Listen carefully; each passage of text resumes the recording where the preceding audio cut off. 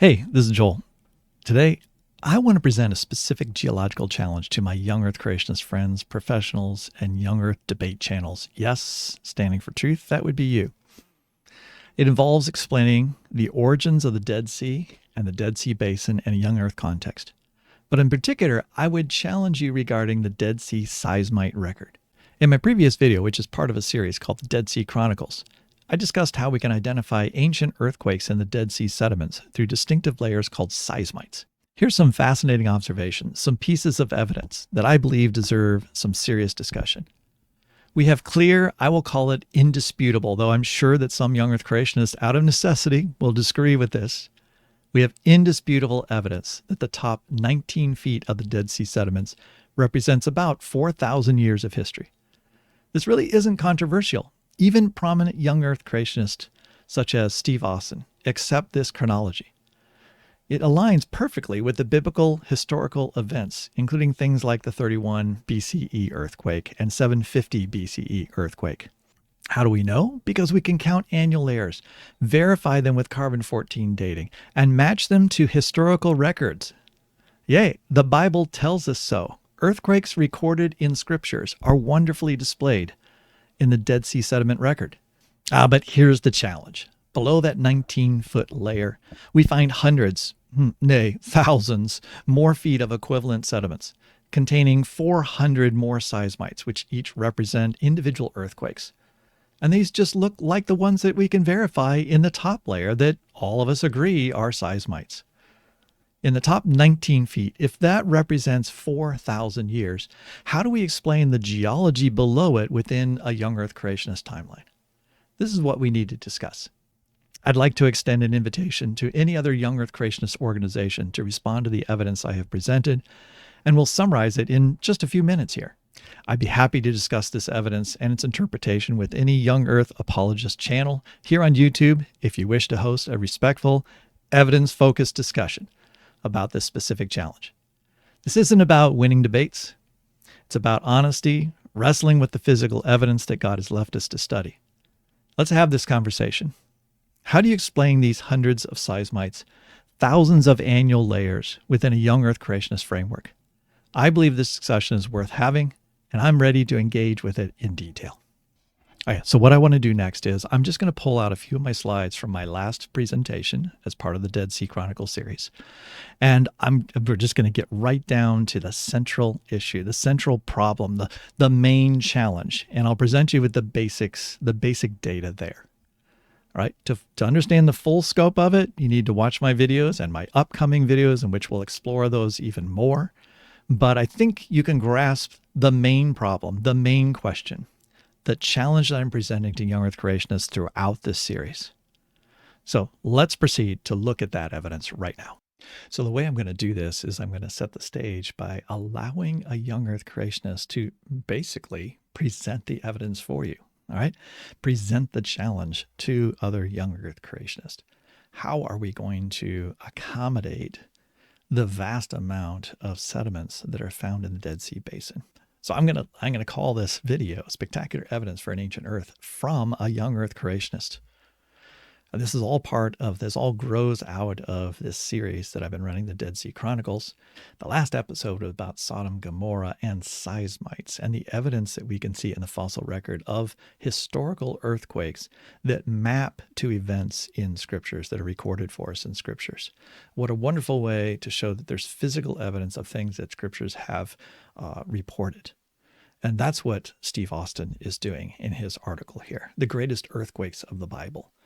It's probably important to point out that many of the geologists who are part of young Earth creationist organizations that have geology degrees are often sort of mechanical engineering / geology, structural geology, hydraulics, those types of areas, sort of an engineering mindset.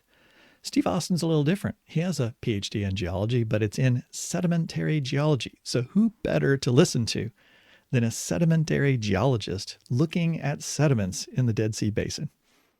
All right, so he's got this article, Greatest Earthquakes of the Bible, in which he's going to map those earthquakes to seismites. Seismites are structures that are produced by the shaking of the earth in which it upsets the sediments that are at the surface or, at the bottom of a lake The surface sediments that are loose and unconsolidated will begin to move and jostle and get mixed, get contorted.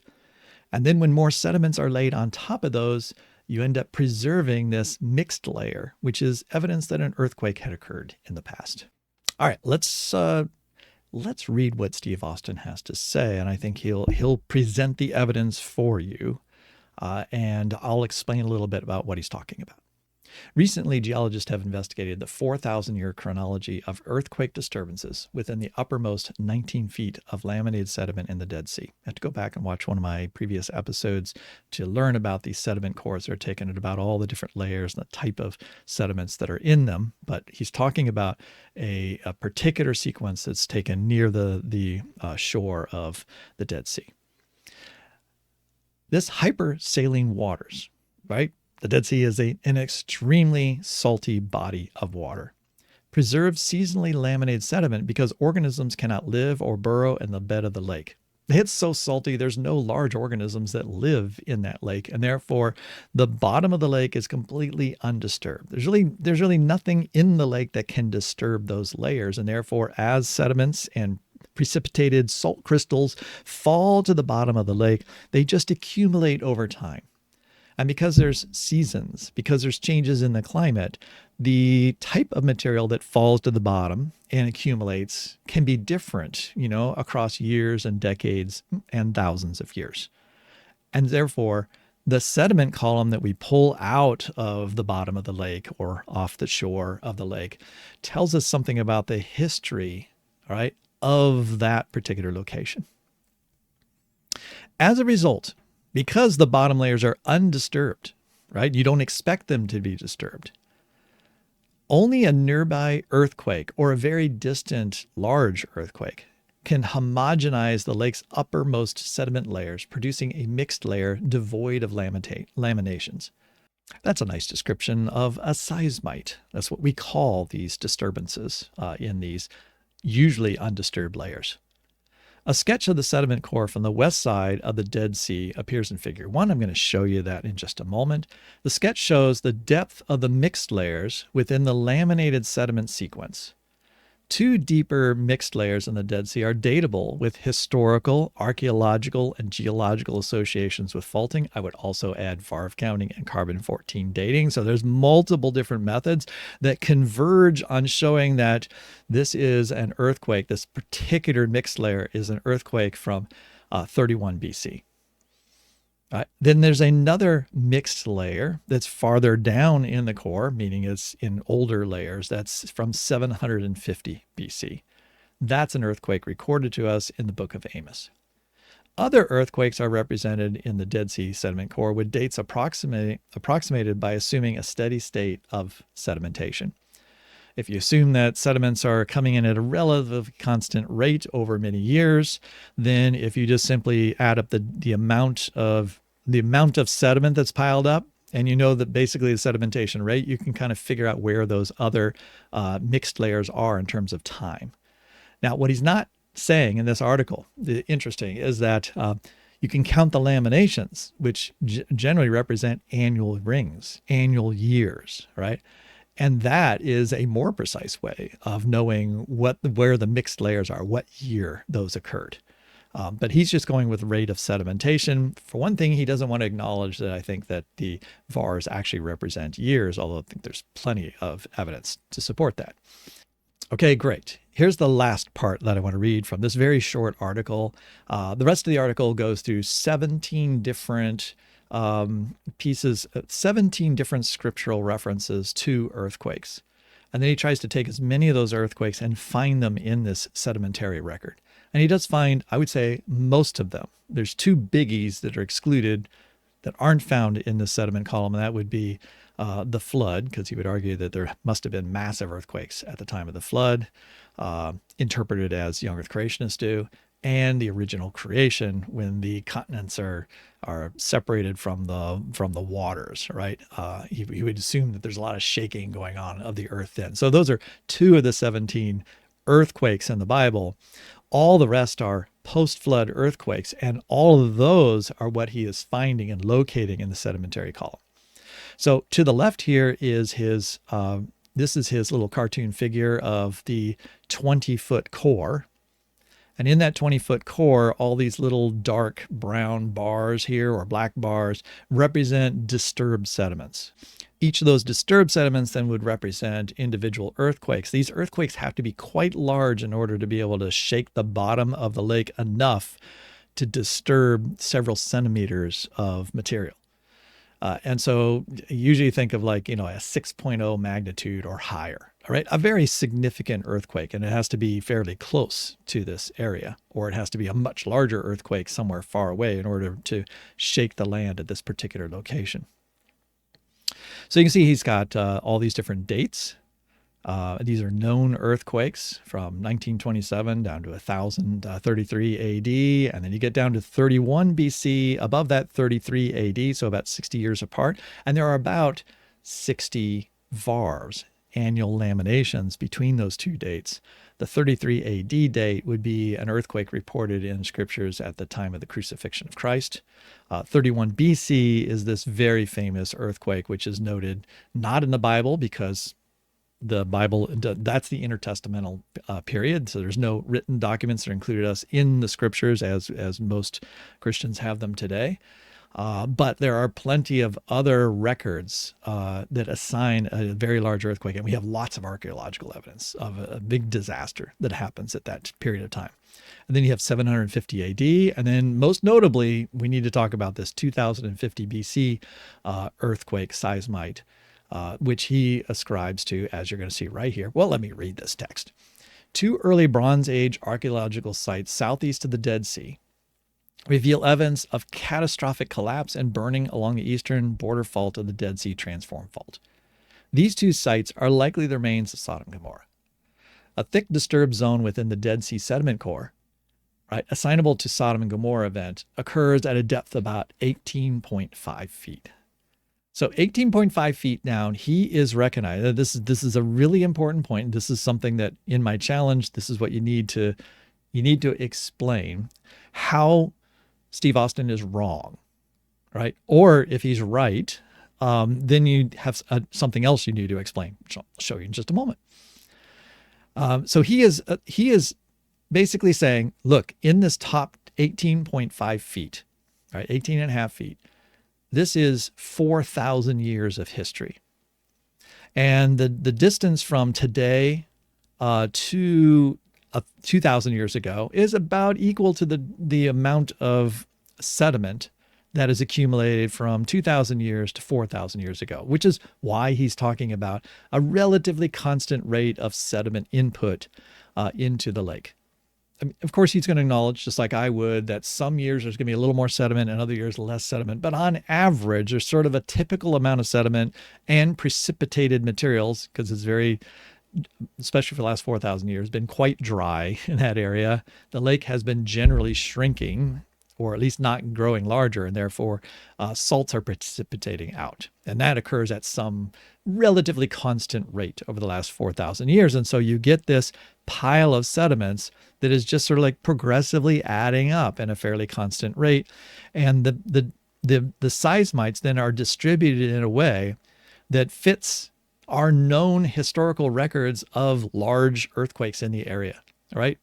From recent earthquakes, which we see right there in the sediment record and can be quite confident represent those particular dates. And then all the way down to 2050, which is maybe a little more speculative, but nevertheless, there is a large seismite at that period of time. This is the time in which Lot, Abraham are around, and they're actually looking and gazing into the Dead Sea Basin and seeing a very salty sea, right? And a Jordan River and, some oases, plural, in the Dead Sea Basin. In other words, something very similar to what you would see today if you looked there. All right, great. This diagram that Steve Austin has produced, which is just a representation of the secular accounting of this particular column, right? He didn't collect this particular data, but he is taking the observations that others have made it, and he is accepting that this is exactly what the column looks like. I mean, you can look at pictures of it, all right? So it's not exactly a secret. And he's saying, like, here's how I would interpret it. Well, actually, he's not interpreting it any differently than there are, secular geologists who have written about these columns, study them, and have tried to assign the seismites to different particular historical events. And they have themselves looked at scriptures and said, like, hey, here's a report in Amos of a particular earthquake. And they have ascribed it to 750 BC as well. So this is a great example of where young earth creationists and old earth creationists, secular geologists, we actually all agree on the interpretation of this 20-foot column and what the different sediment layers represent in terms of the history of this particular place. Well, you might think, kumbaya, everything's great, wonderful. What's the challenge, Joel? Like, why is this such a problem? Okay, 2 years later, that was in 2010, by the way. So in 2 years later, we have Brian Thomas.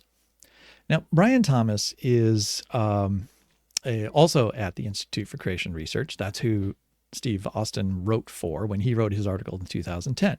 And in 2012, Brian Thomas comes along and he writes this article, Dead Sea Sediment Core Confirms Genesis, right? He's going to say, like, hey, yeah, the Dead Sea sediments, they confirm Genesis for us. They're an eyewitness account of exactly what we have recorded in scriptures. He's trying to make the same kind of point that scriptures are faithful and we have actual physical evidence to support what they say.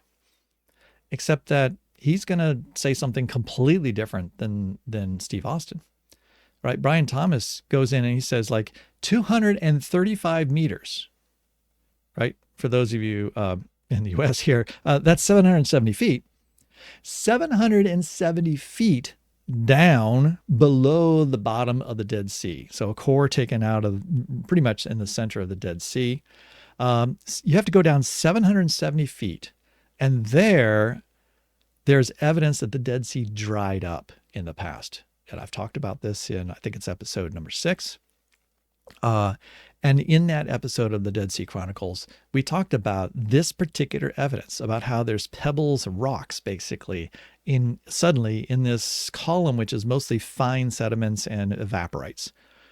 And why would you have rocks there? Well, because maybe the lake had shrunk so much that any flash flood or any stream that's coming in is going to bring larger sediments, rocks and pebbles, all the way near the center of the basin. Right? In today's environment, they are going to bring it to the edge of the lake, and then the big rocks are going to fall out at the edge. They're not going to make it to the center of the lake. So Brian Thomas seems to be quite convinced by the evidence of this study from 2012 that the Dead Sea nearly dried up in the past, right? It was much lower than it is even today. And when it was at that low, it put down a layer of this material, which would only have gotten there when it was really low. And so he says, well, that's at 770 feet below. So what could have happened there? This has to fit into history, right? This has to fit into the chronology of the Earth's history. He can't explain it by a global flood because below that, there's many fine layers of sediments and evaporites and seismites and all these different things that are not, flood deposits. And there's no fossils here either. So what he says is, this must be Sodom and Gomorrah. Right? This is where Sodom and Gomorrah is. And of course, he's, seems quite confident, like, this is a terrible time in Earth's history. It's super salty at the time of Sodom and Gomorrah. The veil of salt referred to in scriptures. And this must have been a time in which it was drier and more prohibitive for this lake. I don't know why Sodom and Gomorrah exist as villages that were apparently, people living there, if it was such a horrible place to live. But nonetheless, he finds Sodom and Gomorrah to be 235 meters or 770 feet. Now, do you see the problem? It's like, and this is just the first problem. This isn't my biggest challenge. But this is a challenge for young Earth creationists. First, you have two people at the same organization saying, one of them saying is you go down 19 feet. It's in a different location, but it's still equivalent. The core that's in the center of the lake, that first 19 feet actually represents even more than 4,000 years. But at the edge of the lake, you go down 19 feet and you're 4,000 years ago. You're at Sodom and Gomorrah. But Brian Thomas is saying, hey, you have to go down 235 meters, 770 feet, and then you get to Sodom and Gomorrah. Well, I got news for Brian Thomas. In that same core that you have to go down 770 feet, right at the very top, you have all these different seismites. And the seismites map by chronology. You can count down the annual rings and get to 2,000 years ago, and you can get down to 4,000 years ago and find the seismite that Steve Austin is saying is Sodom and Gomorrah. You can do carbon-14 dating, and you can get, 2,000 years ago, you can find a seismite from 31 BC, right? And the carbon-14 dates, are a pretty good match to that particular date. The VARV counting, the annual ring counting, gets you to right about that particular date. And there's a very large seismite there. All of that fits what Steve Austin has done in that same column. But yet Brian Thomas comes along and says, no, you have to actually go to another 750 feet farther down, and then you find Sodom and Gomorrah. I don't think that Brian Thomas thought at all about seismites. I don't think he thought about the sedimentary structure. I don't think he thought about the dating. I don't think he thought about anything. He was simply trying to respond to a news story in which, the Dead Sea dried up in the past. And all he thought was, my followers are going to wonder, when in the world did the Dead Sea dry up? And this is the only time he could think of in the Bible where the Dead Sea could have dried up. Now, this is soon after the flood, right? Right. The flood for young Earth creationists is 4,350 years ago, maybe 4,500 years ago, if you want to stretch it. And so this is only a few hundred years, because this is at least 4,000 years ago. If the Dead Sea was completely dried up, so this goes to some points I've made already in my series. If the Dead Sea was completely dried up 4,000 years ago, but this is after a flood, wouldn't you think that the flood would have filled the whole valley? So it had a huge lake. That means the whole lake had to dry down completely before that point, right? In order to get down to being lower than it is today, and then somehow filled up more so after that in order to be able to fall today. And all these sediments had to be laid down. All 770, you've got 770 feet of sediment after Sodom and Gomorrah. Where did that sediment come from? You say, it was deposited by the Jordan River and other flash floods, during rainy seasons. Okay. But if that much sediment got pulled in, because I'm really confident the couple thousand years being just the first couple feet, of this column, if really that much sediment got pulled in, I want you to do the calculation for me to show how this much sediment could be deposited in such a short period of time. And look at the sediments. All right, I don't have time now because I don't want to make this really long, but the sediments are annual couplets. There's gypsum, there's salt, lots of salt deposits. This all suggests that the sea was very, very salty from the period of Sodom and Gomorrah to present, and that salts are precipitating, other things are precipitating out, and very thin layers of very fine particles are being laid down in the bottom of the lake. If you had massive input of 700 feet of sediment over just a short period of time, a couple thousand years, that would mean there has to be a lot of water in the area bringing those sediments in, right? And if a lot of water is coming in, it's not going to be a saline, which means you're not going to get salt precipitation going on. The salt precipitation tells you not much water is being brought into the Jordan Valley, down in the Jordan Valley into the Dead Sea. And so the evidence before your eyes tells you this didn't get a lot of water input. And if it did have a lot of water input, then it would have been a lot greener. And also the lake would have been much, much higher. But we know it couldn't have been much higher because we have remnants of cities, right, that are 1,000 feet below sea level. And there's no evidence they've been covered with water. In other words, the lake has to have been pretty small for the last 4,000 years. It couldn't have grown too much or would have covered a whole bunch of archaeological sites, and we would have sediment on top of those archaeological sites, and we don't. So Brian Thomas and all other young Earth creationists out there need to explain how the lake could remain in relatively constant size or similar size, not grow too much, not shrink too much, right? But also deposit all this material and explain the type of material being deposited. But we haven't even gotten to the big problem, the big challenge. Brian Thomas has another problem. Steve Austin has an even bigger problem. And that is, if this is 4,000 years right here, that arrow is 4,000 years old. And if for Steve Austin, this is 4,000 years old way up here at the very top. And they only have a 6,000-year-old universe, right? And really for this site, they only have 4,500 years because there's a global flood that disturbed everything. And underneath all of this, there's massive amounts of flood rocks. Right. They have to explain why, if you continue going down the core, this core taken from the center of the lake is 450 meters. Right. 450 meters. Right. So a little over 1,500 feet. Right. So 1,500 feet, that's twice as much as this. So there's as much sediment below this point as there is above the 4,000 foot marker for Brian Thomas. And guess what? There's thousands and thousands of little couplets that we interpreted as annual rings in the top. And there's layers of salt, and there's gypsum, and there's, all kinds of other stuff, right?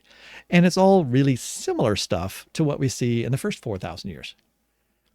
It's not radically different in appearance and in composition, right? Because we can go in and we can actually, test the material. We can look very closely and understand exactly what type of material is there. And it is just what you would expect from a lake, a placid lake with input once in a while of stuff, and a lake that's experiencing climatic variation over years and decades. Where did all that come from? That is my big question. Where did it come from? How did that get deposited? Do you believe this Sodom and Gomorrah thing? Do you believe this is 4,000 years ago, or this is 4,000 years ago? Or do you want to say that 4,000 years ago is a lot farther back? Well, if that's the case, you are going to need to explain how you got that much sediment deposited in 4,000 years. However, this is the tip of the iceberg. This is the tip of the iceberg. 450 meters sounds like a lot, but it's nothing compared to the amount of material that's actually deposited in the Dead Sea Basin. Again, you're going to have to look at other parts of my series to get the full story here. This is just one of my figures from like kind of a cross section of what the Dead Sea Basin looks like today. This would be like on the west side, think of Jerusalem, and over here on the east side, you have the Jordan Mountains over here, or Jordan Uplift over here. And we have this drill core, which goes down 450 meters, which I'm really exaggerating this. That's probably a little farther than 450 meters because this is the 1 kilometer mark over here. But what you've got is you have 5 kilometers, that's 5,000 meters, or let's think, 1,500, 1,600 feet, 1,600 feet of sediments that are lake sediments, lake deposits. And they're sitting on top of Miocene rock, which is like 30 million year old rock. Right. And then you got your Mesozoic rock, that's your age of the dinosaurs, you have your Paleozoic. In other words, most of the geological column is down here. This is all material that has fallen because the earth has opened up here, right? And it's cracked. There's faults. And as the faults have pulled apart, then the material in between is just falling down in farther into the crust of the earth. And it's fallen over 15,000 feet. That's why there's a deep valley there, right? That's why there's a deep scar in the earth running north and south through Israel, between Israel and Jordan. And it's below sea level, because it is falling, or it has fallen, faster over time than the sediments have come in and filled it up. But the sediments are continuing to come in and fill up this basin. And it's filled it to the point of 15,000 feet. What Steve Austin has done is he said, like, the top 4,000 years are represented in 20 feet. 20 out of 15,000 feet. 20 feet is the last 4,000 years. And my question to you, my challenge to all of you out there is, where did the material below that come from? Because I can tell you, for the first couple thousand feet, it looks a whole lot similar to that top 20 feet. right? Same types of things going on. It looks like the same kind of lake is present. Now, when you go way down, you'll get into thousands of feet of just straight up halite, rock salt. Rock salt is a little different than just, we just think of it like sea salt. Those are small crystals that have precipitated out. But after the small crystals have precipitated out, then they form layers of those crystals. Then as more material gets packed on top of that, and they get compressed, the crystals begin to fuse with each other and turn into very large crystals, right? Basically solid salt, all right? Solid salt crystal, halite. And there's thousands of feet of that. All right. So where did all that salt come from? How did that get there? I did a whole episode in which we discussed the conventional model for how to explain all of that salt being at the bottom of this basin. But for now, I'm more, I think that's an interesting question. In my future episodes, I'm going to be talking about that salt. We're going to do some calculations of salt precipitation and how long it would take to accumulate that much salt in one place. That's going to be a really stiff challenge for young Earth creationists as well. But for now, I'm more focused on the seismites, because just in this top 450 meters, there's 400 identifiable seismites, most of which probably represent earthquakes that are magnitude of 6 or greater. That's a lot of shaking. Okay. And that's a lot of earthquakes. And they're separated by undisturbed laminations. Which means you have to have, you had an earthquake which disturbed the top layer, then you had to have a period of time in which you accumulated more sediments. And that time is, according to the laminations, hundreds of years often between seismites, or at least decades. Right? And so then you had another seismite, then you have more undisturbed sediments. That seems to also represent lots of time passage. You can't just say, well, the earth was just constantly shaking after the flood or something like that. Otherwise, you wouldn't have even laminated sediments that are not disturbed, right? So the laminations, the sedimentation rate, the seismites, all of these things, to me, represent, in my mind, an insurmountable challenge. But, that's part of this challenge is to, like, tell me how I could understand this within a young Earth creationist worldview and perspective. All right, so I haven't showed you a seismite. I showed a bunch of them in my last episode, but here's a particularly large one. And so what you have is you have undisturbed laminated sediments below here, and then you have this thick section, which probably includes dozens of laminated layers, but those laminated layers are this was the bottom of the lake at one point, this portion right here. And when it was at the bottom of the lake, of course, it was highly saturated, right? The sediments that fall to the bottom, they're surrounded by lots of water. So it's mud, right? Very, very soft. And then over time, as more sediments come on top and the weight of those sediments push down and compress the material below it, those layers become dewatered. Right. So they go from, like, I have like a half a centimeter thick layer from like 1 year. Right. That's the kind of sedimentation we're talking about. Only about a couple millimeters per year is added to the bottom of the Dead Sea. But you get, let's say you have a big year, you got like a half a centimeter. And then after a while, all that becomes compressed. It's going to be compressed down into like a millimeter or so of material, once all the water is squeezed out. Once the water is squeezed out, it's consolidated, right? It becomes firm. And so when the earth shakes, all of this shakes along with it, right? All of a sudden there's like, oh, let's do a quick movement over, right? That's a slip strike. All of a sudden, boom, it all moves over. Well, it all moves over together because it's all connected to each other because it's dewatered. But the upper layers at the bottom of the lake are still very, very soft and haven't consolidated yet. And so as the earth moves over to the side real quick, the material above it's like, whoa, I'm behind, right? I go, whoa, and I just kind of like, I slosh back and forth. And that's where you get these waves in the sediments themselves. And then after that's done, right, then more sediment starts to fall. In the next few years, layers that are horizontal build up on top of that. That's not as evident here, but we've got some erosion going on, which kind of obscures the layering, but this is all laminated stuff above it. All right, so that's a very large earthquake that has caused that particular event right there.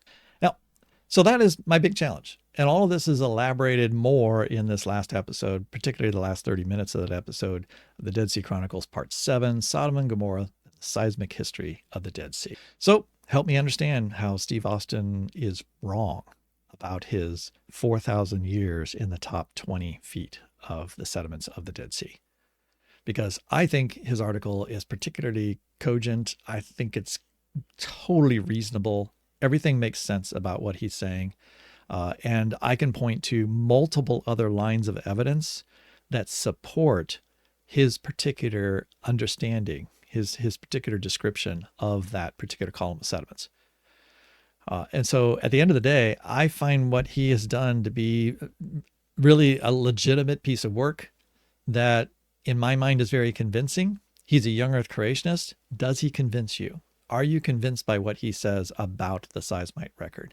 And if so, then how do you go about understanding what comes below it? How do you understand? Let's just stick to like the next 20 feet, right? Just the next 20 feet below it. How do you understand that relative to the 20 feet above? That is what I'm curious about, because I've been trying to think. I like to try to think as young earth creationists. I've read a ton of young earth creationist material. I've done, of course, done a bunch of research to find out what do young earth creationists say about the Dead Sea sediments, of which they say almost nothing. And you can go back and look at my episode from a week ago, where a little addendum in which I talk about Andrew Snelling, who's written two very large, all right, he's written like 60, 70 pages about the descriptions of the geology of the land of Israel, right? And goes into huge amounts of detail on all sorts of geological formations, and yet he barely touches the Dead Sea. He barely mentions Dead Sea sediments at all. Actually, I'm not sure he even mentioned the Dead Sea sediments, of which there's 15,000 feet. He just kind of like, well, and then the earth cracked open, and then there was like stuff came into that particular crack, the Dead Sea Basin. He does not talk about the seismites. He doesn't talk about the salt layers. He doesn't talk about any of that stuff, right? So as far as I can see, young earth creationists, specifically young earth geologists, seem to have ignored a really amazing, remarkable feature of this earth. Like they want to talk about the Grand Canyon. They want to talk about Mount St. Helens. They want to talk about places for which we don't have biblical evidence. We don't have a biblical eyewitness, right, of the formation of the Grand Canyon. Part of me thinks that this is on purpose. So like they can kind of make up stories however they want. They also have more time, right? Because they want to try to fit all the Grand Canyon into like a 4,000 year period. Whereas the Dead Sea has constrictions on it in terms of explaining its origins. And this is why I've picked the Dead Sea to talk about, because Scripture gives us eyewitness testimony to what the Dead Sea has looked like in the past. And so that constricts the interpretations you can apply to the origins of the Dead Sea, right? We know that that lake has existed pretty much where it is, in a very similar size that it is, in a similar condition, very, very salty, for 4,000 years. And so to explain the origins of that lake, one has to go past 4,000 years and somehow compress all of the events that must have happened. I cover most of those events in my series, in order to form the Dead Sea Basin and the Dead Sea itself. All right, bring it on. I'm really curious to see what ideas folks have about alternative explanations for the evidence I've presented in my series thus far. And I'm only at part 7. We have 5 more parts to go. And in those parts, I'm going to present several additional challenges from the Dead Sea Basin surrounding region as a geological challenge to young earth creationist viewpoint of these things. All right, I'd say that's it. Sayonara. Have a great day. Talk to you later. Bye-bye. Thank you for watching this installment of the Dead Sea Chronology series. As we've explored today, the Dead Sea region provides fascinating insights into Earth's history and raises important questions about how we interpret both scientific evidence and scripture. If you'd like to dive deeper into this topic, I invite you to visit my blog, Naturalis Historia, at thenaturalhistorian.com, where you'll find detailed articles exploring each aspect we've covered today, including full references and additional resources. Here's the schedule for upcoming episodes in this series. Each new video builds on what we've learned today, helping us better understand how geology and questions of the Earth's and our origins intersect in this remarkable region. You can learn more about my work and background at joelduff.org. If you found this content helpful, please consider subscribing and sharing with others who might be interested in exploring these important questions about science and faith. Thank you again for watching. Blessings to you and all who are around you.